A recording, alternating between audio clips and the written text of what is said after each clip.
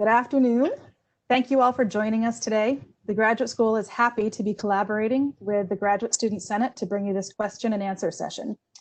Your student representatives have been working hard to ensure that the needs of graduate students are top of mind as it is determined how to reopen UConn. They and we have been collecting questions from many of you, and today your reps will talk to you about what their experience has been on various committees, and we will pose questions to university leaders as many as time will allow. So let's see, joining us today are Rebecca Colby, who is the student director on the UConn Foundation Board of Directors, Justin Fang, who is the graduate student trustee on the UConn Board of Trustees, Nafis Fuad, who is the Graduate Student Senate President and member on the University Senate Executive Committee, Lejuez, the Provost and Executive Vice President for Academic Affairs, Kent Holsinger, Vice Provost for Graduate Education and the Dean of the Graduate School, Radenka Maric, Vice President for Research, Innovation, and Entrepreneurship, Nathan Fuerst, Vice President for Enrollment Planning and Management, Ray Alexander, Director of International Student and Scholar Services, and I'm Karen Bresciano, Assistant Dean of the Graduate School. So we'd like to begin by, our Provost has a few words for us.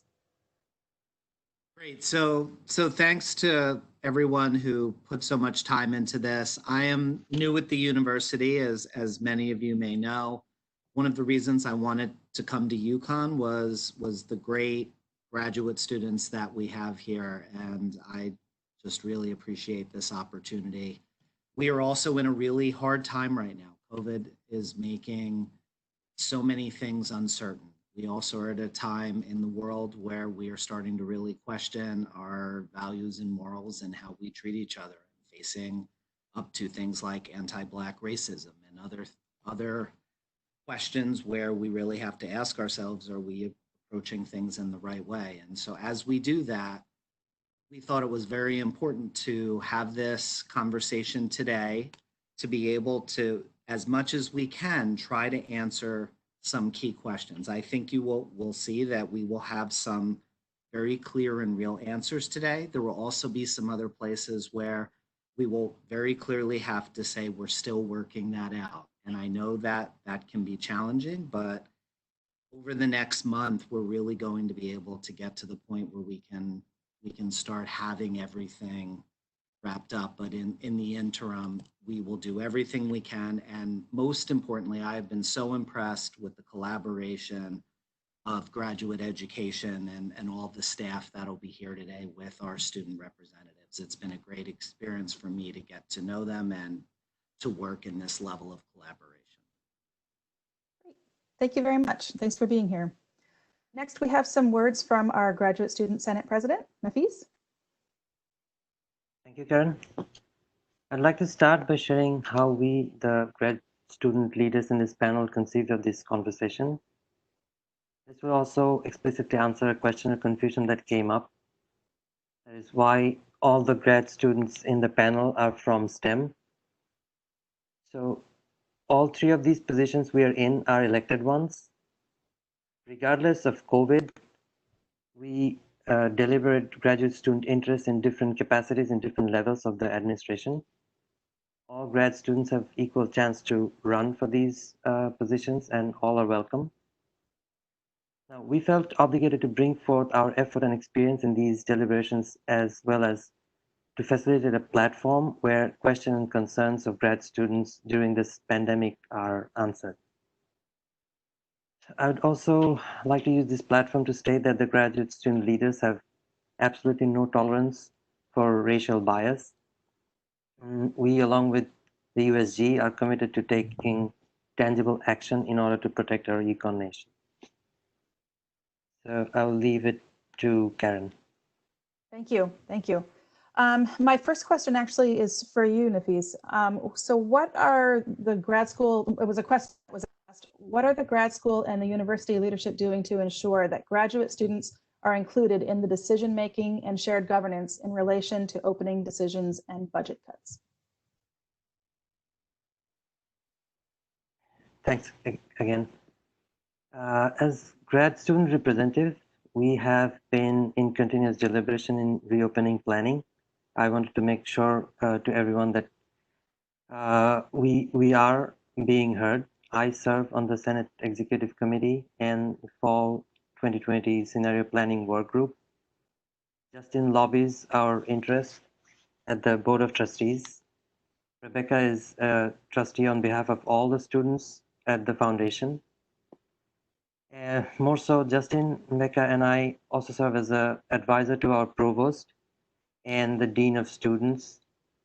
And GSS has appointed members to several other committees or working groups tasked to plan the reopening. I'd like to say that budget cuts is a complex decision that goes through various stages involving various stakeholders. But I would like to assure you that it includes graduate student representatives when it comes to graduate interest. We invite all graduate students to voice their concerns with us, and we will act upon them to our best capacity. Please check GSS website how to reach to us, and what I can promise you, we will all make your concerns heard. Thank you. Thank you, Nafis. Okay, it's no surprise that the area of most concern to most graduate students and many of the questions that came in are regarding financial matters. So I'd like to jump right into that. Dean Holsinger, several questions have come in that have interrelated answers. So I'm going to read off several questions at once so that you can give us a coordinated answer. So graduate students are understandably worried about finances. The first question is, why does the dean and the rest of the university leadership insist on individualizing our problems when it is clear we are struggling with the global pandemic, economic recession, and severe lack of support from our schools and colleges, schools and workplace? Why is it being left to individual departments to determine the response to graduate student needs during this time? What is the plan to highly encourage departments to plan for and find funding for graduate students who might need an extra year or semester to graduate? And then the last question in this piece was about graduate students. Some are not receiving the funding during the summer that they were anticipating. How is this being addressed? Thank you, Karen. I'll try and answer each of those in turn. With respect to the individualized approach that we have been recommending and discussing for graduate student support, that's really driven by two related factors. First, the vast majority of funding available to support graduate students comes through in the form of assistantships.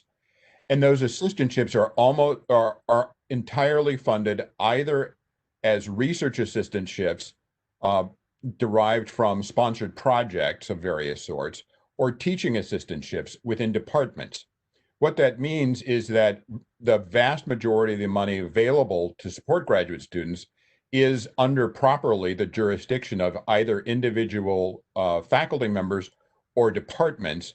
And so it's really up to them to determine how to expend the funds. Furthermore, it also is the case that the conditions vary tremendously from one department to another. And it's not possible for any central administrator, no matter how well-intentioned, to understand the complexities of the more than 180 fields of study that the graduate school represents. And it's far better for the faculty within those programs to make decisions about how best to support graduate students than for any central administrator to do so. With respect to encouraging departments to find funds to support graduate students for an additional year or more, I may actually ask if we could to have Vice Provost Maric address this in part after I'm done, because I know one of the important efforts we're making is to find ways by working with external funding agencies to increase funding for research assistance in particular on federal grants. With respect to summer support, I am aware that there have been some delays in summer support because of the caution associated with making appointments under uncertain conditions with respect to COVID. The university is committed to ensuring that any graduate assistant who receives an offer actually has that offer honored as under the contract. And so departments have been a bit cautious in making those appointments to ensure that they're able to follow through on the commitments that they make. Thank you. Vice President Maric, was there anything you wanted to add? Make sure that I unmute myself. So thank you for having me. And the federal agencies extended the no-cost extension for 3 months on all grants. And this is across the board, NIH, NSF, DOE. What we put as an institution and we lobby with other institutions is to ask for 3 months extension. We submitted a document on April 27. There are 2 attempts to submit the documents to our representatives and in Washington, D.C., and we will know decision by end of the June. So it's coming very soon. But for now, there is no additional money. It was 3 months, no cost extension, and we requested 3 months cost extension. Okay, thank you. The next block of questions are still regarding finances, and they are focused to our provost. Will the losses incurred by the university due to this pandemic and the plan to reopen at a reduced capacity, housing capacity, affect TA-ships? Is there any chance for a cut on graduate student salaries to cover something else in the UConn budget? And the third question related was, can we have a commitment from the provost that the number of TA lines will not decrease? Provost? Thank you. So let me begin by saying we can and do provide that commitment. We don't know for sure based on the way in which demand for student classes and supply of the classes we're able to offer will match up. But so far, things look as if we should not have any kind of major disruption in terms of the number of courses. Some may be online, they may be provided in other ways, but we feel that things are progressing as well as we could hope. And while there may be some additional costs that we would need to cover centrally, we understand why you want that commitment. So we are providing that today. So we are able to, roughly support the same number of TA-ships. I can also say with certainty, there are no discussions of cutting GA salaries. Now, I will tell you, as a university, we are still having to make some tough decisions about the potential of furloughs or other sorts of tough cuts in terms of salary and in other areas. I know we haven't made these decisions, but we are talking about salary cuts among upper administrators. There are no conversations as this relates to any sort of cuts or furloughs for graduate students. Thank you. The next question also for the provost is, if any contracts, any GA contracts cannot be held due to its particular nature on site for face-to-face, how would the university accommodate that? Yeah, so one of the things that we are saying very clearly, I don't know how much this information gets to everyone, so there will be a message from our president in the next day, and then the provost message will follow that to essentially discuss and clarify that those who want to teach online will be able to do that. Now that adds a lot of complication in terms of how we're able to match things up, but that is really crucial to us that we are able to say that with clarity, both for faculty and for grad students who are instructors. Now that may mean that when we match up the student demand and the supply of courses, there can be some challenges in terms of making that match, but we are committed to finding ways to ensure that if a graduate student is, for whatever reason, whether it's a lab or a cohort, what they were expecting to be a TA for, if they want to be online or for some other reason they can't, we will find it. We can't necessarily promise exactly what it will be, but we will find a way to honor that commitment. Okay, and would that be similar for, we're talking for RAs? If they're talking about trying to be in a certain lab. Yes, same thing. Okay. And the follow-up question on that one from our students was, will this be considered as an accessibility issue? And what about other accessibility issues? One of the things that we are doing in our planning is we have an entire section on diversity, equity, and inclusion. And in the context of that, we are including questions about accessibility and ensuring that we have each of those answered. And there's a variety of ways in which that plays out. We will start sharing that in a website that we'll be putting together for the university. And so without putting a lot of time into that now, I can say that we are thinking about this very deeply. I have met with the cultural centers and with other groups to try to ensure that while we have to ensure safety, we have to ensure rigor, we also have to ensure equity and inclusivity. Thank you.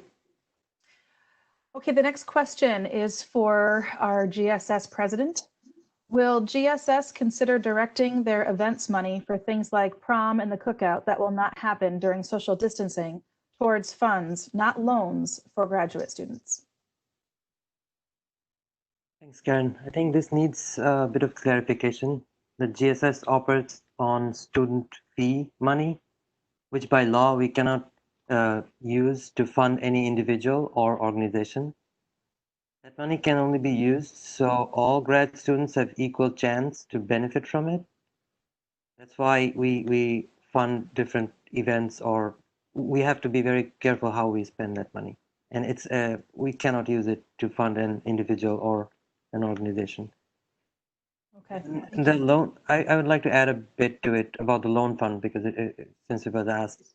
The loan fund is a separate fund from the Provost office that GSS is the steward of.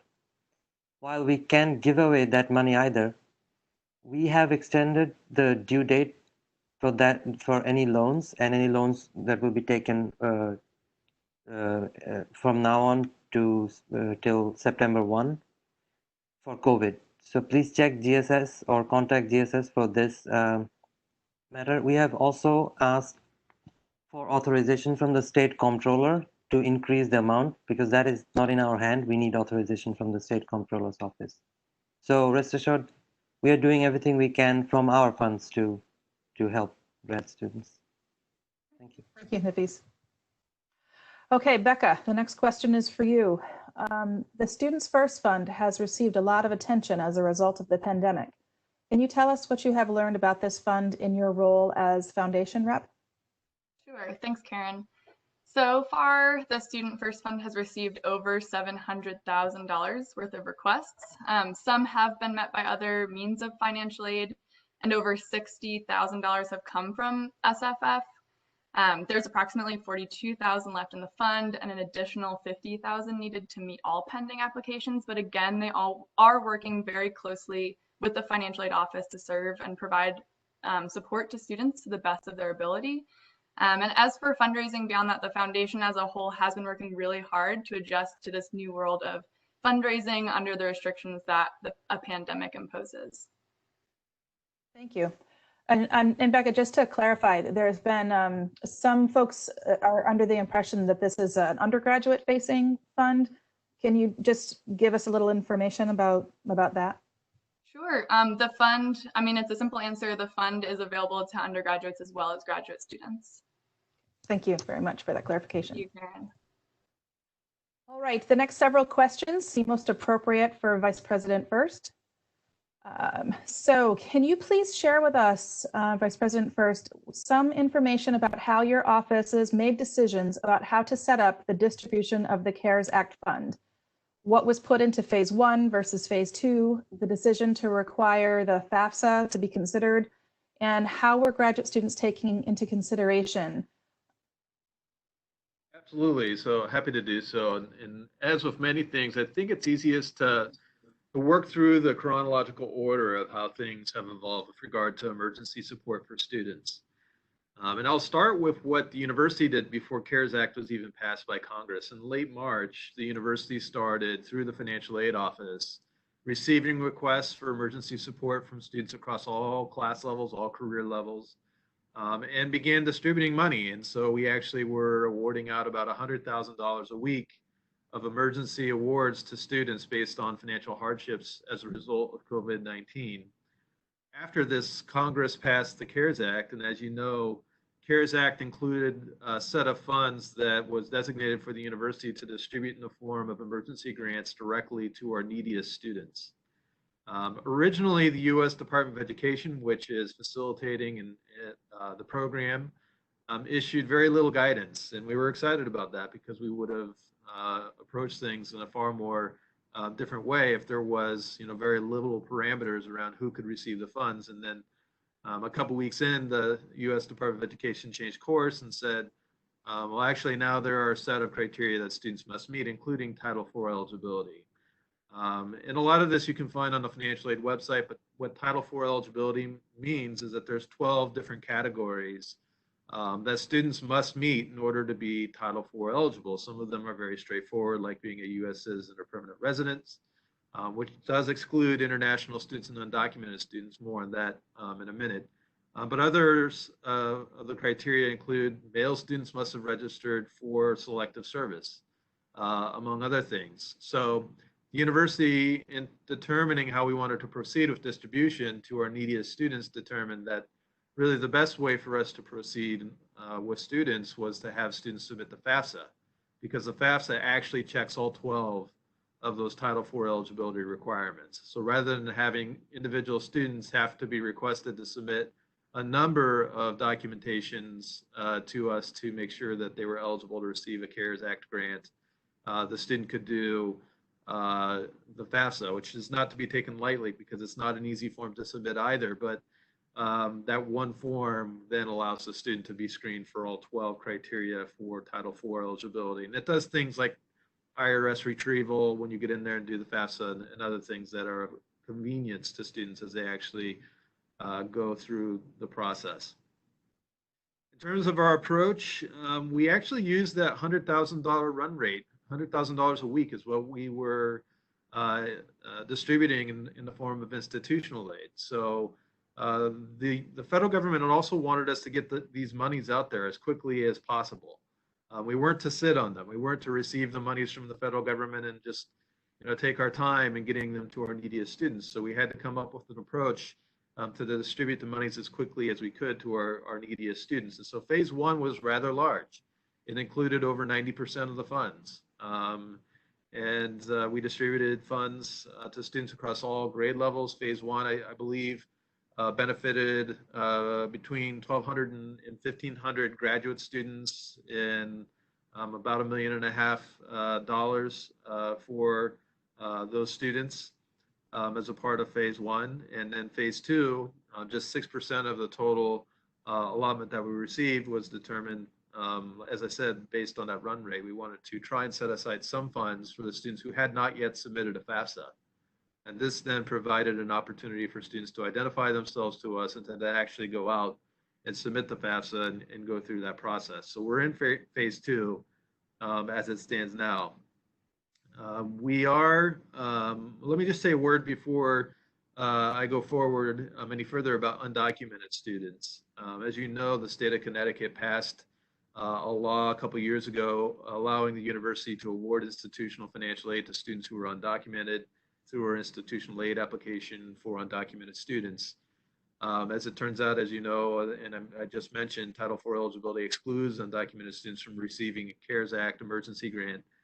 As an institution, we decided that it was really the right decision for us to use the same methods and criteria for undocumented students that were aid applicants as we did for the FAFSA submissions that we received. So we did that, and undocumented students received the same amount of money that a student who was a U.S. citizen or a permanent resident. Not that that addresses international students, as has been pointed out. So at this point, phase two application, I believe it has probably been brought down today because we received a number of applications for support in FAFSAs to distribute the remaining funds. Not to say that we won't receive additional monies. We're actually hopeful and petitioning the federal government to get us additional funds that we would be able to distribute to students But for the amount of requests that we have in hand right now, we are taking down the form. And turning our attention, it's important to note, we have not stopped awarding financial hardship funds to students out of our institutional monies that we have available to us. And those funds actually have been distributed to international students.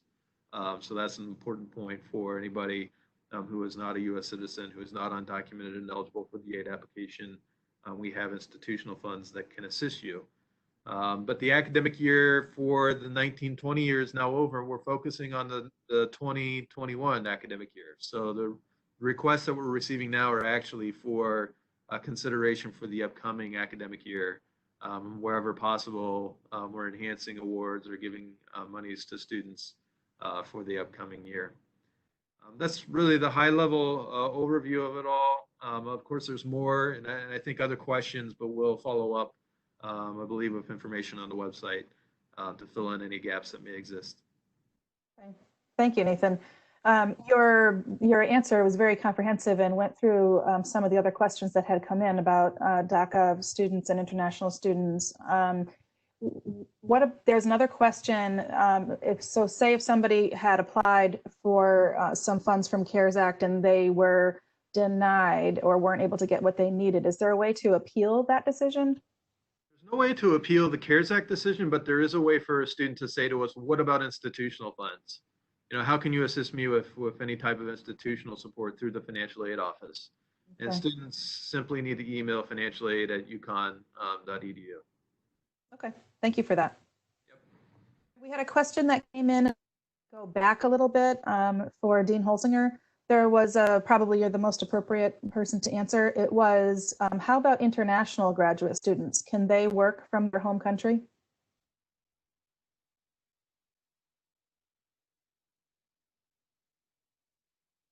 So I should probably start that, and then I may hand it off to Ray Alexander for more details. This is Kent Holsinger. Unfortunately, for a variety of complicated reasons, we're not able to have graduate assistants perform duties from outside the country. And so if you are in a situation where you're outside the country and unable to return, please contact the graduate school and ISSS, and we will work with you to determine what options there are. Are there anything else that you would like to add, Ray? Sure. I would just say that this wasn't a decision that the university made lightly, and that it was done in consultation with legal counsel and looking at best practices followed by other institutions, and it's considering risk to the student if they were to work in their home country in a capacity that's potentially in violation of local labor laws or tax laws. We don't want to put students at that risk. Okay, thank you. If I could jump back to Vice President Fuerst for a moment. A question just came in saying, if I will be teaching online, can I ask for a new computer and printer under the CARES Act? You certainly can submit a request for additional support. It's possible that if you're an aid recipient that we could increase your budget for financial aid, and at a minimum what that would do was increase your loan eligibility. Unfortunately, it's not the situation in most cases that we're meeting the entire need of our undergraduate or our graduate, or other, for that matter, our medical or dental students. We don't cover the full cost in the vast majority of cases as it is. But there are some avenues that we can pursue with you through our financial aid office. So reach out to that office, again, financialaid@uconn.edu. And they can determine to what extent might it be possible for us to assist you. I would just also add that it may not be for printers, but there are some options that are available through departments that you may want to consider. So there were some loaner iPads and other things that were made available through financial aid and ITS earlier in the semester. We're considering what options do we need to put on the table for students in the fall in the case that students may not have access to technology. So in one way, maybe stay tuned. In another way, contact your department. to see if there are any options available there as well. Thank you. All right, switching gears. There were several questions that came in that relate to international students. So Director Ray Alexander, thank you so much for being here. I know your office is very busy right now. It's probably no surprise that our first question is about the executive order coming from the White House. What is the university doing in response to the executive order that was issued a few days ago banning students from China? Regarding travel bans, will there be an exception if the bans are not lifted by fall? And can you talk about presidential proclamations and what is coming for OPT and CPT? Sure. So there's a lot happening now in terms of visas and immigration, both from a policy perspective and directly related to the pandemic. So I'll address each of those parts separately. First, related to the presidential proclamation, I do want to clarify that that this presidential proclamation issued last week did not impose a ban on students from China, although it certainly sends an unwelcoming message from the US government to all current and incoming Chinese students. The potential impact in the short term is really for the entry of graduate students who have affiliations with institutions that support China's military civil fusion program. However, the order provides no details on how these students will be identified or how the order will be implemented. And so with so little information, it's difficult to assess how new and current Chinese students will actually be impacted. So really at this time, we're working with our colleagues and our professional networks to better understand the proclamation. We are waiting for more information from government agencies who would actually be tasked with implementing the proclamation. And so as soon as ISSS has better knowledge on how the proclamation will be implemented, we'll share that with students and the university community. Regarding travel restrictions, the question was whether there'll be exceptions if the bans are not lifted by fall. We anticipate that travel to the US will be very difficult for most international students this fall. The US government has not coordinated a plan to ensure international students can arrive or to exempt international students coming to the United States from countries with active entry restrictions. Some students who currently reside in countries that are subject to an entry restriction have explored the option of first traveling to a country that is not subject to a restriction for 14 days before traveling to the United States. However, this is not a realistic solution for most students, and we want to remind students that transit flights may actually travel through restricted countries, or as the COVID-19 pandemic moves globally, new restrictions may be placed.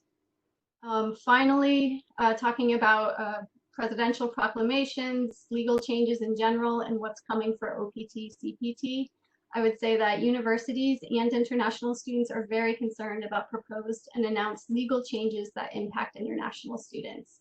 And so in addition to the recent proclamation, ISSS is watching a number of other proposed changes. These include legislation introduced that would restrict access to US intellectual property and sensitive technologies, as well as a rule to establish a maximum period of stay for international students. There's also been speculation that F1 student benefits like OPT could be restricted or suspended in the context of COVID-19 and US unemployment. But what's really unclear at this time for all of these is how such actions would be enacted and whether they would be allowed to move forward if introduced. So ISSS is closely watching all of these developments and communicating with our government liaison on these issues. We're also arranging for a student presentation on these developments with an immigration attorney, and we'll announce a date for that soon. Okay, thank you. It's a lot going on. Yeah. The next question that had come in previous relates to also a question that just came in now. Previously, it was more broad. What steps are being taken by UConn to support the education of international students who can't physically come to the US? And then since we've been here, one of the questions that just came in is, aside from labor law and tax reasons, would the panelists be able to expound on the complicated reasons behind the decision that international GAs cannot work from their home country? Sure. So I think that I'll address the first question. So it was about what steps are being taken by UConn to support the education of international students who can't physically come to the United States. So it's my understanding that options for international students who are overseas will vary depending on each student's program and whether remote courses will be available for those students. ISSS will likely need to counsel each individual student who cannot arrive to assess whether or not we can keep your I-20 or DS 2019 form active during the fall semester. This will largely depend on your academic enrollment for the fall and guidance from the government on student visas and remote learning for fall semester. Dean Holsinger, did you want to add anything to that? I think that covers it pretty well. And then again, maybe I'll start with the to explain a few more of the complications about the limitations on work and turn it over to you if you have anything to add. So as Ray said, the primary driving consideration behind the decision was protecting students who are living in countries other than the US. Labor and tax laws vary tremendously from country to country, and we don't have the expertise to know in which countries it might be okay to work and in which countries it might not be okay to work. We know there are some countries in which it would be a violation of labor and or tax law, and so students could be at severe legal risk if it were discovered that we were hiring them as graduate assistants. In addition, certain countries are subject to export control restrictions, meaning that even if it were legally possible to pay someone to do work, that the kind of work that they are able to do might not match the work available because of export control restrictions that restrict the kind of work that can be done internationally.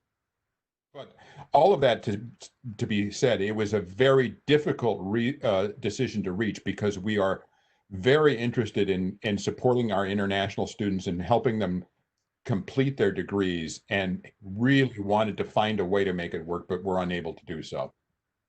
And Ken, if I can add regarding the federal government rules and federal agencies like NSF or NIH, many of them have the rules that if the grant is issued to be performed in US, you must be in the US to perform. So it also comes to the compliance rules.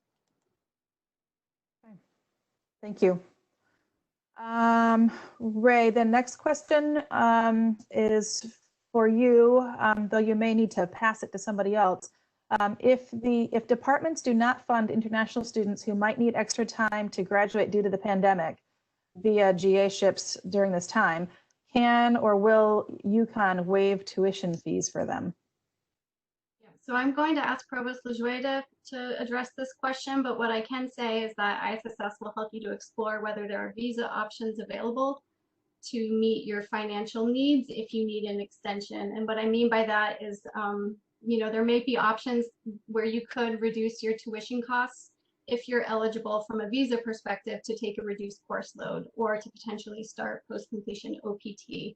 And this really all has to do with where you are in your academic program and would require sort of individual counseling between ISSS and your academic advisor. And I don't really have much more to add to that. I think what is most important is that, again, and I know this can feel hard, but on a case-by-case basis where we are able to first try to limit the costs by moving around courses and other things.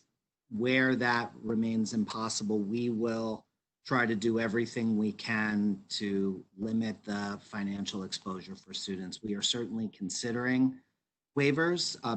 To do that at this time as a blanket is not something that we're able to do, but we are keeping all these things under consideration. And as we meet regularly with the graduate student representatives, we will continue to talk about that. We are certainly starting to work on it. Thank you, Provost. We have another question that came in live. And as a reminder to our panelists, when you come to speak, can you make sure to turn on your camera if you choose? I suspect that this will probably be something that Vice President Fuerst wants to tackle first, and then he can decide if he wants to pass it on. The question is, contacting financial aid and being offered loans will not resolve any of our issues. Grads need the university to take, as President Katsouleas has written, tangible actions that is supported by the university with budget. Any response from any of our leaders? Yeah, I think you probably detected the hesitancy of me, even in me suggesting that. The reality of it is, even in the past, we have not had a large enough financial aid budget outside of coronavirus to go as far as what we would like to be able to go in assisting our students who have true financial need. And so that hasn't obviously changed with coronavirus, other than that it's just gotten a lot harder. So we're in a situation of stretching a limited amount of resources as far as we possibly can. And part of my job is advocating for those resources, and just rest assured that I have. And I have incredible partners, some of whom are on the screen here, but some who are not, in our finance area. Our CFO, Scott Jordan, our foundation president, Scott Roberts. All these are individuals that we're actively engaged with to talk about how do we get more support for students during this very difficult time, so that we can make things easier for students. So we stretch the dollars as far as we can go, but there's a finite amount of resources, and it's hard to avoid the reality of that, but we do the best that we can. And I can also take this, because that was a joint statement written by the president and me, and I actually wrote that line. So I will take responsibility for it. And part of this is we are looking at upwards of $50 to $100 million of deficit as a result of COVID-19. We are certainly putting budget towards this. As I mentioned before, we are able to say that we will cover any TA-ships that normally would not be funded because of the situation. We are on a case-by-case basis getting as much budget to departments and the college and schools as we can. What that line doesn't say, though, is that we will be able to address every issue because we simply can't. And so we're making these Sophie's choices of really hard things, and we are always going to fall short for some individuals. There's no way that there's enough budget to do that. So I know that answer is not satisfying, but we have to try to do what we can to be addressing issues at all levels of the university. We will put as much budget towards this, but we will fall short. Thank you. Our next set of questions are regarding research. Vice President Maric, thank you so much for being here. If you can turn your camera on, we'll be ready to go. I'm hoping that you can speak to us about a couple of questions that students had asked. How will UConn support graduate students? Oh wait, different order, sorry. How are the graduate school and the VPR's office helping PhD students to keep their time to degree to what it was before the pandemic? So we already reopened research program. We worked very closely with HR and graduate school regarding continuing funding for GA, as long as the federal government, as I said, all agencies agreed to go with 3 months no cost extension. So we will keep the graduate students on the grant and ask them to telecommute. Currently, we reopen more than 530 labs. So it is up to individual faculties and GA if they can go back to the labs and perform the work. We still encourage people in the case where they can telecommute to do the work by telecommuting. And I will pass to Kent, and he can talk more about, what graduate school is doing.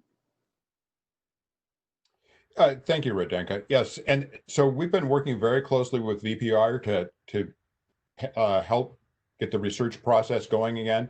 Also, we have been providing advice as much as possible to graduate students on how to do their research in the pandemic. Going back to late March, we issued advice on planning and preparing for research in the epidemic, including, if necessary, in limited cases, changing the nature of dissertation research to some degree. Also keep in mind that even in cases where it's not possible to get the work done in the same amount of time, should students need more time than is provided in the time to degree limits, we've already committed to approving any request to extend time to degree that are supported by major advisors where those requests come as a result of COVID-19. And I can't just build that individual faculties, including myself, decided to use the indirect return to pay the students to make sure that every student is paid, because some of the work cannot be done outside of the labs. And I think there will be more faculties and departments who are going to explore how much in the saving accounts they have and how they can fund the graduate students, because I think we all appreciate what graduate students are doing for us as a research institution. Thank you.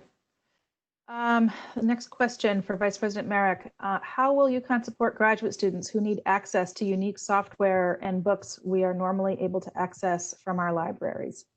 We had already conversations with the Provost office, and we are going to further expand those conversations about reopening the labs. So we understand that, you know, there are those needs, and we are going to put the measures into place for the labs reopening. But Carl, if there is anything that you want to build on based on your conversation with the Dean of Library, please jump in.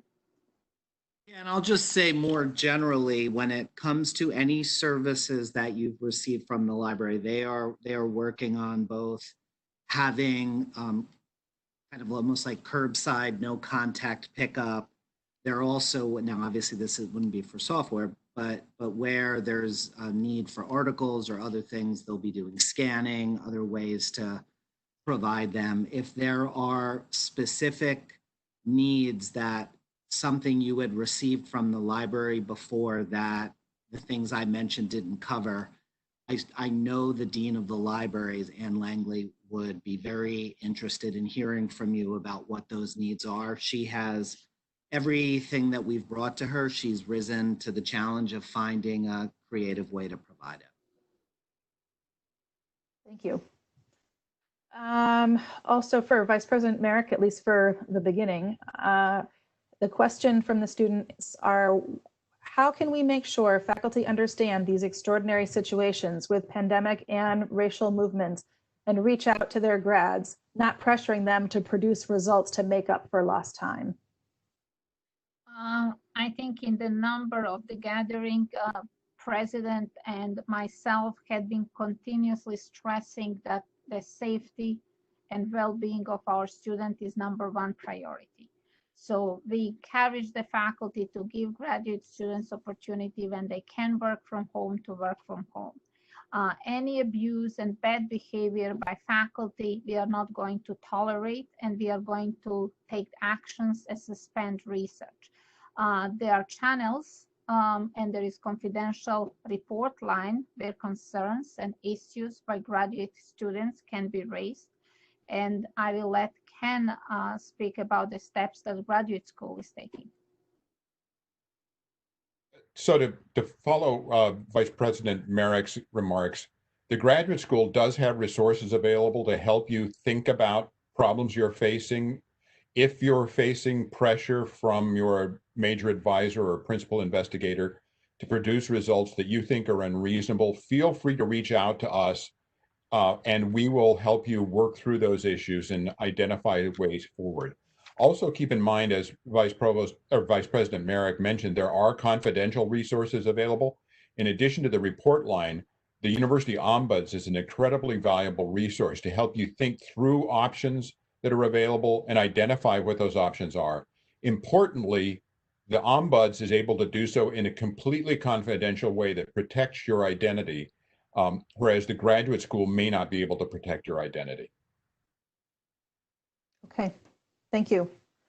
One question that has just come in, will the university provide sanitizer and masks for students with face-to-face classes?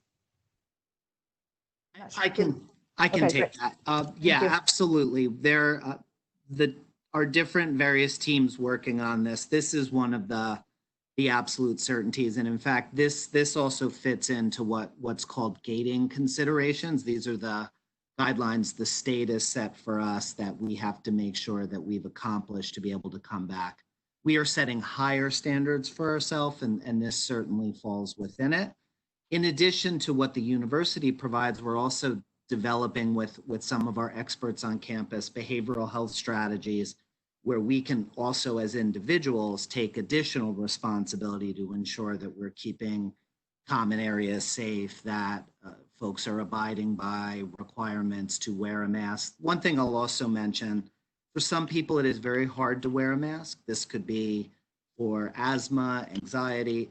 We are actually already set up through HR, Human Resources, to help find a face covering that will not be difficult to wear for individuals based on different conditions. We're already doing that for staff, and we've gotten great results in being able to accomplish that. So between a requirement to have masks, social distancing, the way we're setting up classrooms, allowing people to be online if they want to be, the availability of necessary PPE, this will all be outlined in the website that I mentioned will be live in the next few days. Okay, thank you. Because there was also a question about whether it's more or less equally likely that graduate classes will be held online rather than in class. And I know there's no final answers for that yet, so they should stay tuned. Yeah.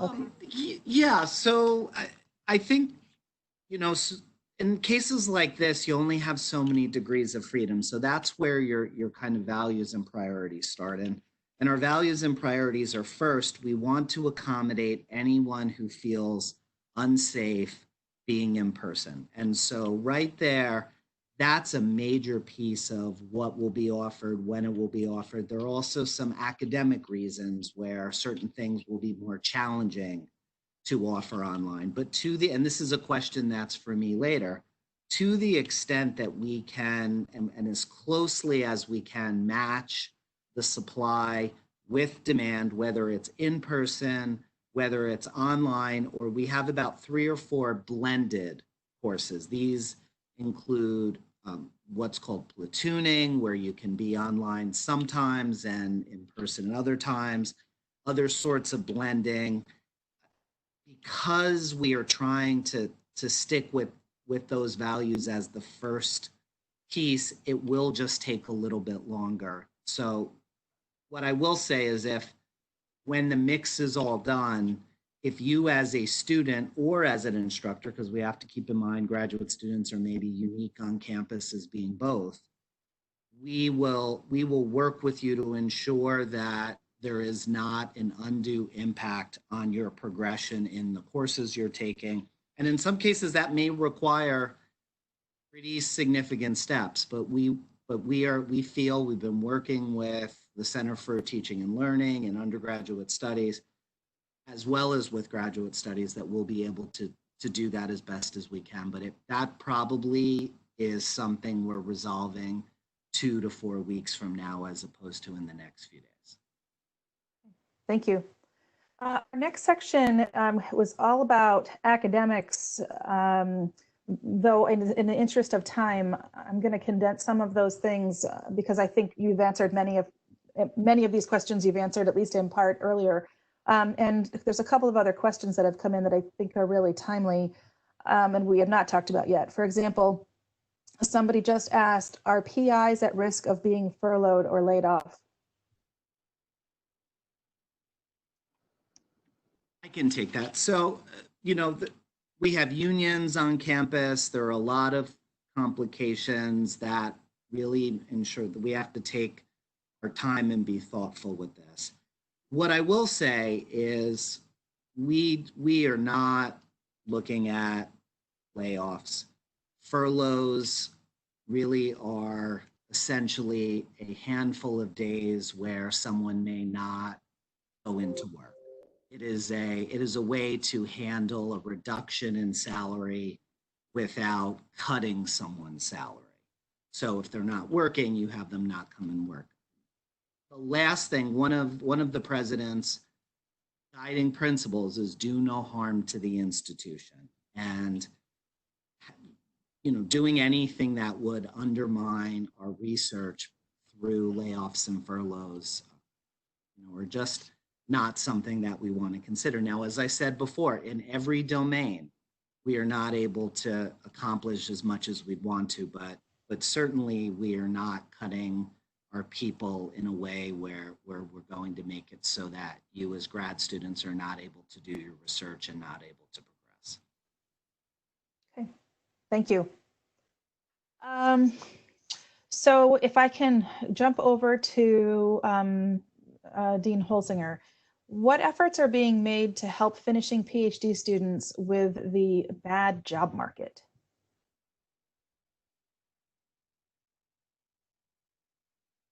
Karen, you cut out a little bit there. I didn't quite get the question. What are we doing? What efforts are being made to help finishing PhD students with the bad job market?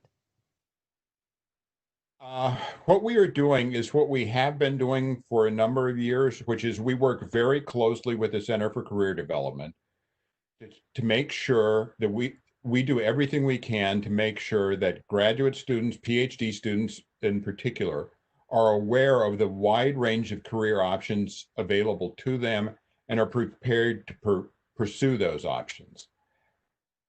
Those options are more limited now, and it's unavoidable in a global pandemic, and we are simply redoubling those efforts. There isn't anything we can do to create jobs where there are none, but we will do everything we can to support you in your search for a job, along with help from the Center for Career Development. Thank you. Can I just add something to that too? I mean, I'm new. I'm basing this on my past experience, but one thing that I've really come to understand, when I was a faculty member, I put a lot of pressure on my students to want to be faculty. That was the way I was raised. It was the way I thought about things. We are moving more towards an understanding that for some people that's the right career path, but there are many other career paths, and that we want to support you in finding the job that is right for you. I am sure, knowing the folks that are here, that that is something we are working on here as well. But I just want to say from my perspective, I very much support the idea that grad students should be pursuing a career that is right for them, and we should be finding ways to try to support that and move away from kind of this old perspective of, if you're not going to end up just like me, that's not okay. Thank you. All right, so we have 1 minute left, but I wanted to ask this question and give Dean Holsinger a chance to respond to it. It's kind of a complicated one. Why is there no leadership coming from the graduate school beyond this 1 hour panel and Dean Holsinger emailing us a survey? Why hasn't the graduate school worked with graduate student organizers who have, 1, identified needs, 2, identified a plan of action supported by around 500 graduate students? So if I understand the question correctly, I believe it's the identified needs and 500 graduate students is referring to the letter that was addressed to President Consoleas, then Interim Provost Elliott, and I a couple of months ago. That letter did lay out a variety of specific actions that the students had identified as being important and necessary. As we outlined in our response, we are committed to doing everything we can to support graduate students. We outlined that some of the requests were things we had already done.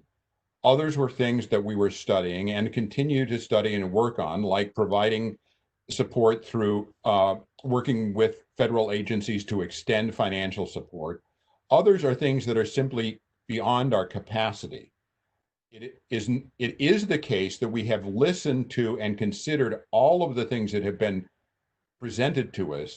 Unfortunately, it is also the case that we cannot respond positively to all of them, but we have responded to all that we can respond, and will continue to do everything we can to make the graduate student experience at UConn a productive one and to help all of you finish your degrees in a timely fashion.